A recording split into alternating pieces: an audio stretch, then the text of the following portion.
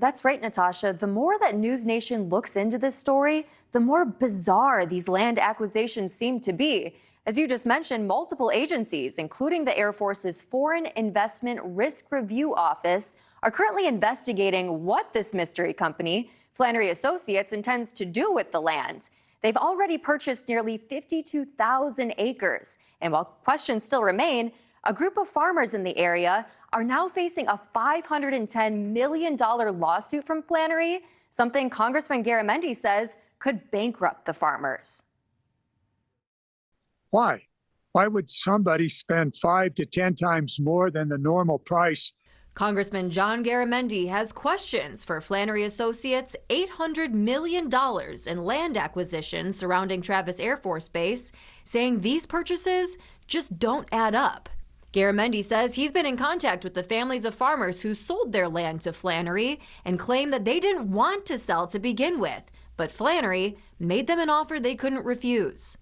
Mystery company Flannery Associates agreed to pay well above the market value of the land, but now Flannery is suing those families for $510 million, accusing them of conspiring together to inflate the value of the land, saying, quote, "This is a simple case about a group of wealthy landowners who saw an opportunity to conspire, collude, price fix, and illegally overcharge Flannery." It is a suit designed to force the farmers to lawyer up, spend tens of thousands of dollars on lawyering, and maybe at the end of the day, bankrupt themselves. Companies with ties to China have been ramping up efforts to buy American farmland in recent years, and Garamendi says there is valid concerns that Flannery's land acquisitions could be tied to our foreign rivals. The fact that they chose to buy all three sides of the Travis Air Force Base raises immediate questions about national security. So is this Chinese money? We don't know. But we do know that the Chinese money was being used in North Dakota, and we have a very deep suspicion, given the amount of money, given the lack of attention to values, that they simply want to acquire all of this land. NewsNation investigated a now thwarted deal with a Chinese-owned company in Grand Forks, North Dakota. Last year, 300 acres of farmland were purchased near the Grand Forks Air Force Base by Chinese-owned Fufeng, a deal raising red flags about potential spying.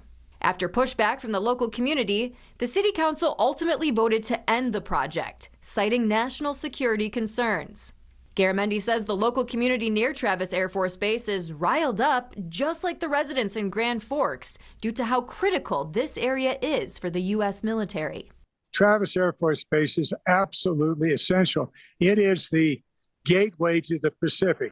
And a good deal of the munitions that are going to Ukraine also pass through Travis Air Force Base. So let's put this all into perspective here, Natasha. China has been buying up American farmland for years, and the USDA reports nearly 384,000 acres of agricultural land in the U.S. is already controlled by the Chinese. And the rate at which they're purchasing this land is rising exponentially. Over the past 5 years, Chinese ownership of American farmland has increased 55%. And when we map out exactly where this land is located, almost 3/4 are here in the South. About 16% of these Chinese-owned farms are on the West Coast, and that's where the nearly $1 billion of land acquisitions from Flannery Associates is located. Many questions are still remaining about who is behind Flannery Associates and their intentions with this land, Natasha. Yeah, it is a mystery. Emily Finn.